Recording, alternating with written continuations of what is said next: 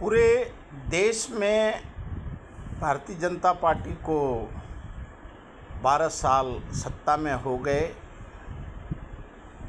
और बीजेपी और आरएसएस ने अपने हर हथकंडे का प्रयोग किया। हर राज्य में नोटबंदी हो, इलेक्ट्रल बॉन्ड हो, अंबानी हो, अडानी हो, सीबीआई हो, ईडी हो, इलेक्शन कमीशन हो, न्यायपालिका हो, और कैसे किस प्रकार का कब्जा किया जा सकता है, जो आरोप आज विरोधी पक्ष पूरे देश में सब लड़े। पहले सब अलग अलग लड़े, उसमें हार गए, फिर एक होके लड़ने का कोशिश किए तो वहाँ हार गए। और सबको अपना चिंता था कि सबको चीफ मिनिस्टर बनना था, सबको अपना ज़मीन मजबूत करना था। लेकिन भारत के चाणक्य और मोदी जी ने सारे चाणक्य नीति को उन्होंने ध्वस्त कर दिया। क्यों? जो आज भारतीय जनता पार्टी का जो फंड है 10 साढ़े 10 हजार करोड़ है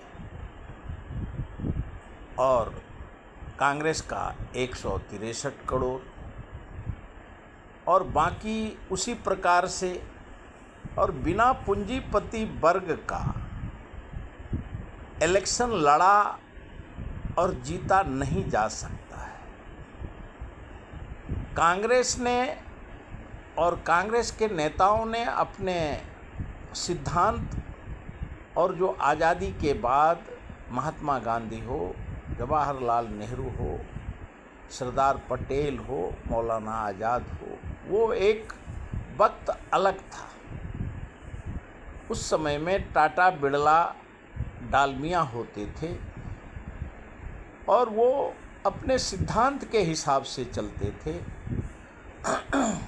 और उनके लिए सभी संविधान, कानून, सभी के लिए राजनीति नेता को वो एक समान समझते थे। लेकिन जो एक दशक में देश ने देखा,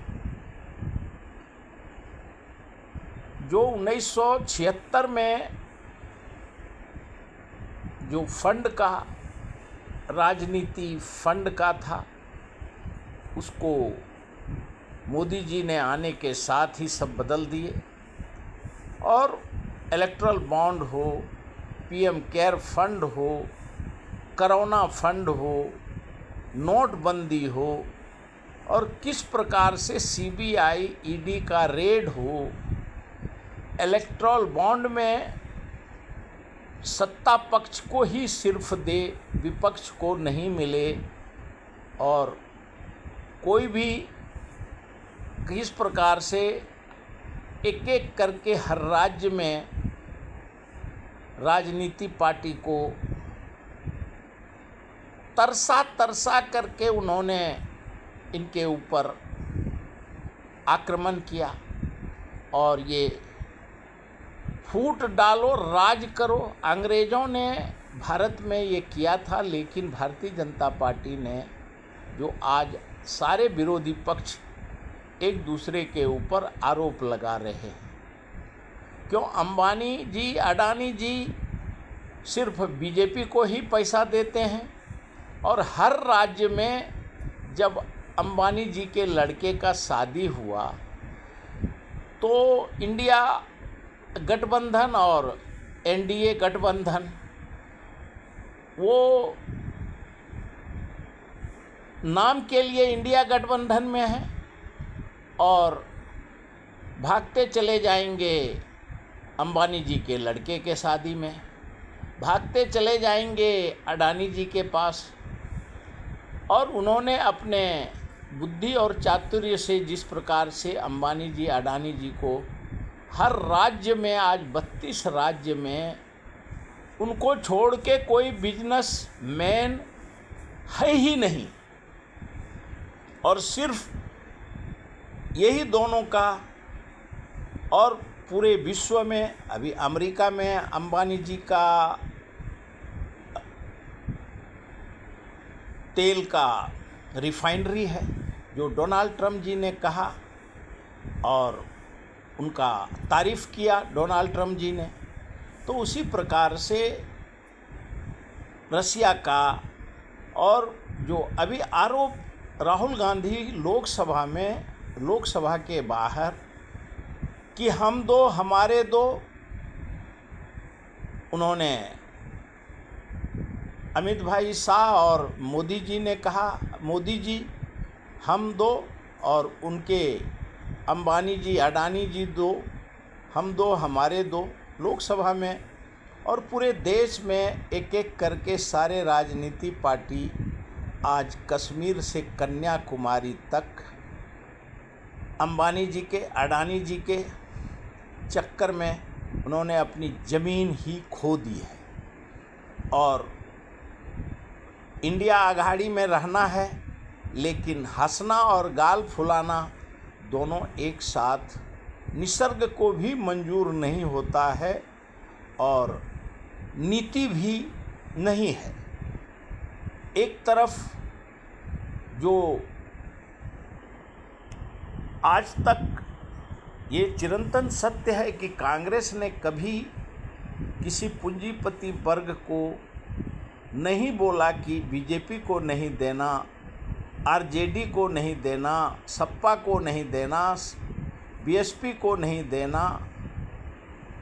उन्होंने अलग तरीके का राजनीति आज जो आरोप लग रहे हैं, लेकिन भारतीय जनता पार्टी ने, और जो आरोप अब विरोधी पक्ष लगा रही हैं, ममता बनर्जी लगा रही हैं, आज उन्होंने कहा कि मैं अंतर्राष्ट्रीय कोर्ट में जाऊंगा। हमारी वोट का चोरी हुआ है, हमारा सीट और इलेक्शन कमीशन ने जिस प्रकार से अपने पद का दुरुपयोग किया है, हमारा लड़ाई भारतीय जनता पार्टी से नहीं था, हमारा लड़ाई इलेक्शन कमीशन और तृणमूल कांग्रेस के बीच में हुआ। और मैं अंतर्राष्ट्रीय कोर्ट में जाऊंगा। और उसमें संजय राउत ने कहा कि डोनाल्ड ट्रंप जी ने बधाई दिया है नरेंद्र भाई मोदी को, और लेकिन ऑपरेशन सिंदूर के वक्त से डोनाल्ड ट्रंप जी मोदी जी से नाराज़ हैं। देश ने देखा कि वहाँ से अमेरिका से हथकड़ी और बेड़ी लगा करके भारत के भेजा और अडानी जी के ऊपर सम्मान तक निकाला। और अभी भी उनको एक तरफ सुबह अगर बोलते हैं कि मोदी जी बहुत अच्छे हैं, दोपहर में वो डेड इकोनॉमी बोल देंगे, इलेक्शन चोरी करके जीता है और बहुत अच्छे आदमी हैं, लेकिन शाम तक डोनाल्ड ट्रंप जी बदल जाते हैं।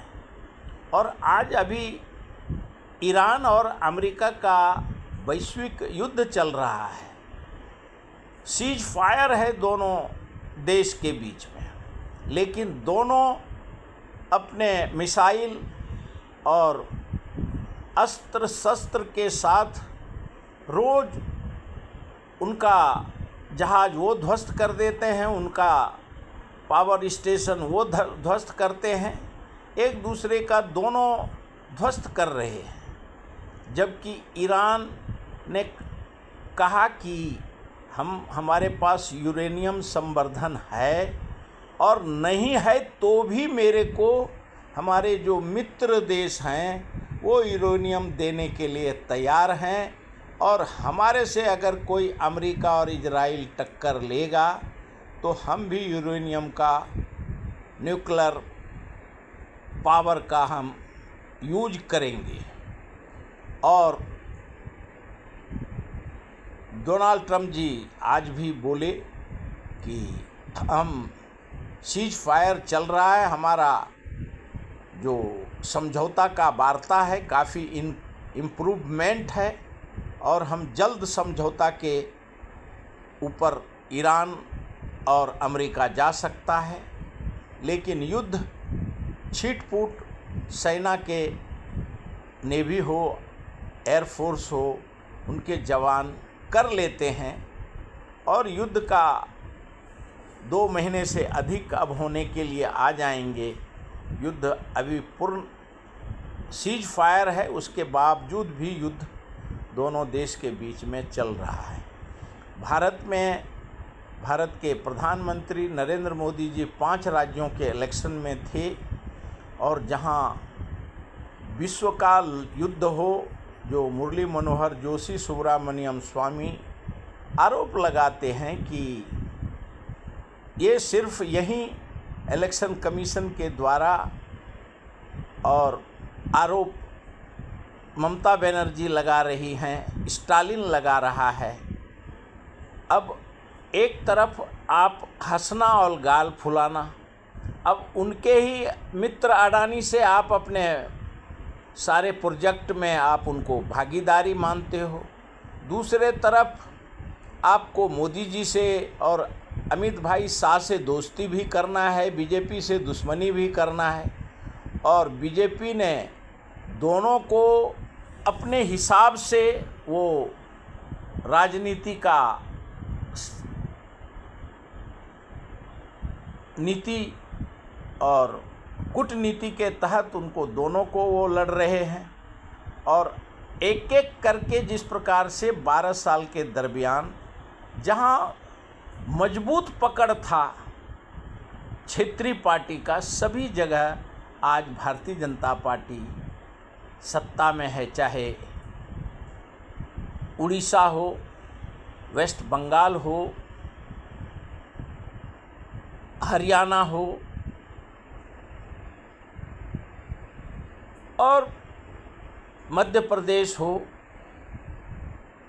हर राज्य, दिल्ली हो, बिहार हो, सबको फूट डालो और राज करो। सबको उन्होंने आपस में, अगर इनको राजनीति करना है तो एक तो जिस प्रकार से प्रकला प्रभाकरन ने पहले ही कहा था, राहुल गांधी का साफ कहना था कि इलेक्शन लड़ना, जब इलेक्शन हो जाने के बाद आप आरोप लगाते हो और फिर इलेक्शन में मुख्यमंत्री का कैंडिडेट भी बनते हो, प्रधानमंत्री का भी पद आपको चाहिए, तो इलेक्शन जब निष्पक्ष नहीं है, इलेक्शन कमीशन निष्पक्ष नहीं है, भारत का न्यायपालिका निष्पक्ष नहीं है, तो आप सिर्फ राहुल गांधी या प्रकला प्रभाकरन साफ कहते हैं कि आप कोई इलेक्शन नहीं लड़ना चाहिए। आपको हर राज्य में अपने अपने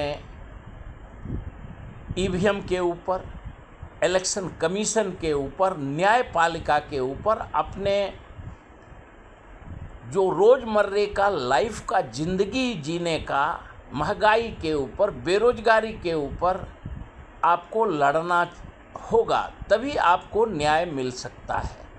आप मुख्यमंत्री भी बनेंगे, अडानी जी से दोस्ती भी करेंगे, उनसे फंड भी लेंगे, बीजेपी से लड़ेंगे भी, कांग्रेस का लोकसभा में वोटिंग के दरमियान कोई गवर्नर को वोट देगा, कोई राज्यपाल का देगा, कोई उपराष्ट्रपति के मदद में जाएंगे, और हंसना और गाल फुलाना जिस प्रकार से पूरे देश में जो आज 12 साल से हुआ है, सभी विरोधी पक्ष को आत्ममंथन करने की ज़रूरत है कि वो किस प्रकार से भारतीय जनता पार्टी का, एनडीए का वो शिकार हुए।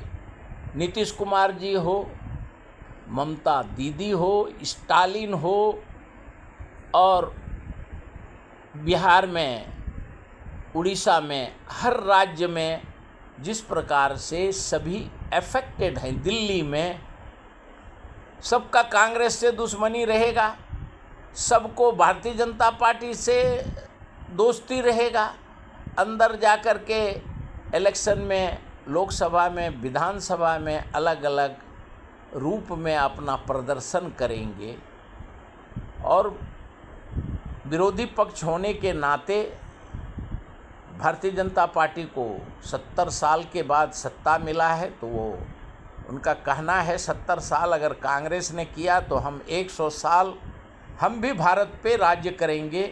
जिस प्रकार से ईस्ट इंडिया ने किया, राजा महाराजाओं ने देश पे शासन किया, हम भी उसी प्रकार से करेंगे।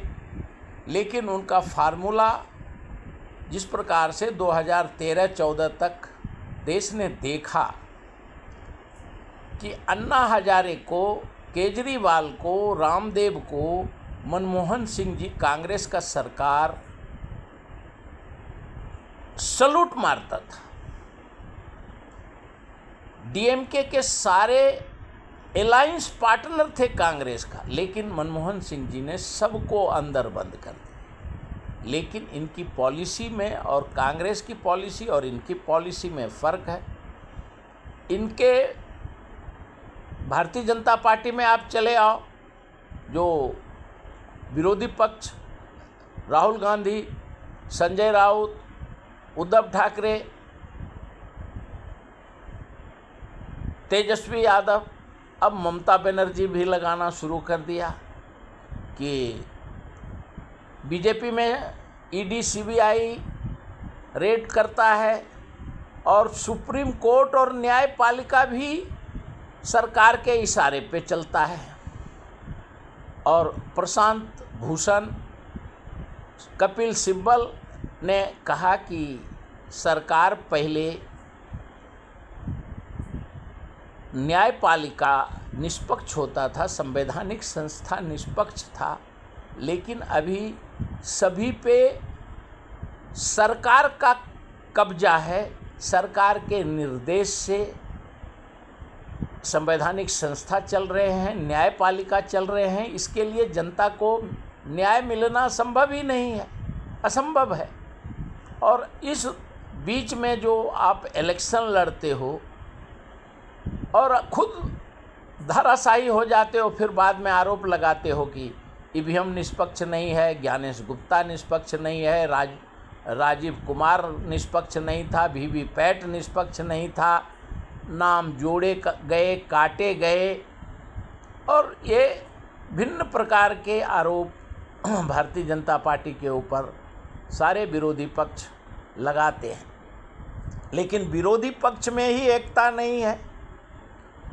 सब अपने अपने स्वार्थ के लिए अलग अलग तरीके से सत्ता से भी मिलेंगे, संपत्ति का भी उनको देख रेख करना है, संपत्ति का रक्षा भी करना है।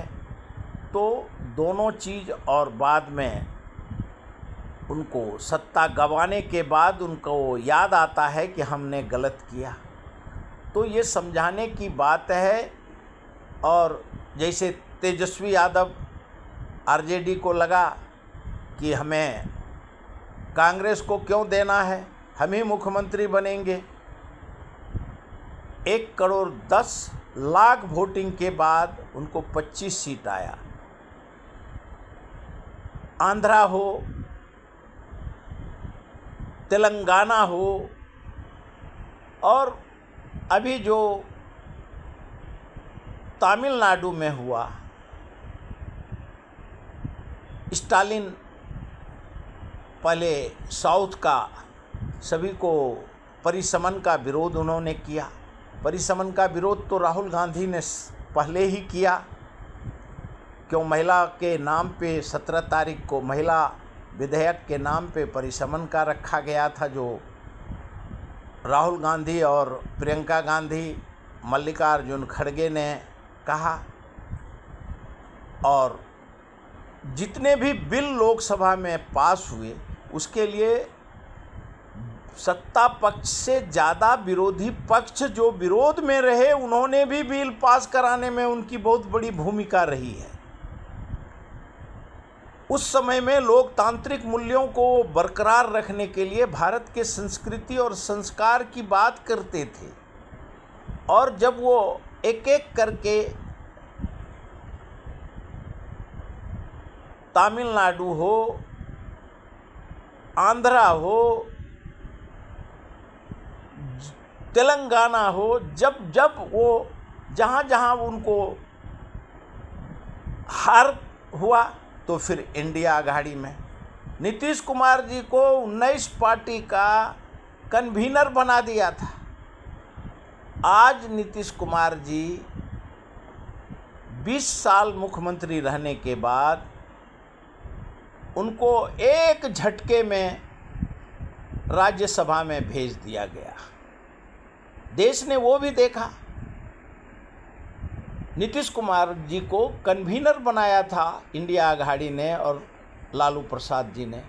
बेशक उनको स्वार्थ था कि उनका अगर नीतीश कुमार प्रधानमंत्री बनते हैं तो राज्य में तेजस्वी मुख्यमंत्री बनेंगे, लेकिन चाणक्य जो अमित भाई शाह वो अपने ईडी और सीबीआई और उनके ऊपर उनका कब्जा है, वो सत्ता आने ही नहीं देते हैं, वो पहले ही उनको सत्ता से बाहर कर देते हैं।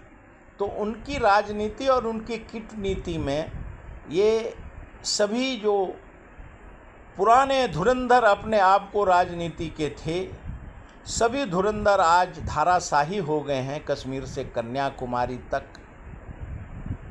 और जितने भी बिल पास हुए, क्यों कांग्रेस में रहने के बाद तो ये जब डेली धमकी देते थे मनमोहन सिंह जी को सरकार गिराने का, समर्थन वापस लेने का, अच्छा मंत्रिमंडल मिलने का, कोई भ्रष्टाचार के ऊपर आरोप नहीं लगाने का और भारतीय जनता पार्टी के शीर्ष नेतृत्व को जाकर के साठगांठ करने का, आज उनका नतीजा उनको भुगतना पड़ रहा है। हर राज्य में उनको अंतर आत्मा को झांक करके देखने की ज़रूरत है कि उन्होंने जो कर्म किए हैं, किस प्रकार से कांग्रेस नेतृत्व को बदनाम किया, इंडिया आघाड़ी को बदनाम किया। और आज राहुल गांधी ने जो कहा कि वेस्ट बंगाल में कांग्रेस कार्यकर्ता को कि आप ममता बनर्जी के खिलाफ में आप बात नहीं करेंगे, वो विरोधी पक्ष में हैं और एक एक राज्य में सभी उतने ही दोषी हैं। और अभी अब विरोधी पक्ष को ये तय करना होगा कि जब तक इलेक्शन कमीशन, न्यायपालिका, संवैधानिक संस्था और बैलेट पेपर पे इलेक्शन नहीं होता है तो सारे देश में आपको इलेक्शन का बहिष्कार करना होगा। इलेक्शन में आप जाएंगे और फिर वहाँ अलग अलग रूप में, अलग अलग तरीके से फिर आरोप लगाना शोभा नहीं देता। और इसके लिए डबल स्टैंडर्ड आपको क्यों नाम काटा जाता है, जोड़ा जाता है, अधिकारी आपके साथ में नहीं है, पूरे देश में लोगों ने, जनता ने देखा और अब अंतर्राष्ट्रीय मामला बना दिया ममता बनर्जी ने। अब वहाँ एक तो नीम में करेला पहले ही है कि वहाँ अडानी जी के ऊपर सम्मान है, दूसरे तरफ ट्रेड ड्रिल है, ट्रेड टैरिफ है और उसके बाद एप्स्टीन का मुद्दा अमेरिका के डोनाल्ड ट्रंप जी के दिमाग में है। क्यों वो कब क्या करवट, कौन सा करवट लेंगे ये उनको खुद पता नहीं होता है। और अभी तो जिस प्रकार से रिजीम चेंज करने का था, उनको ईरान का रिजीम चेंज करना था, वहाँ का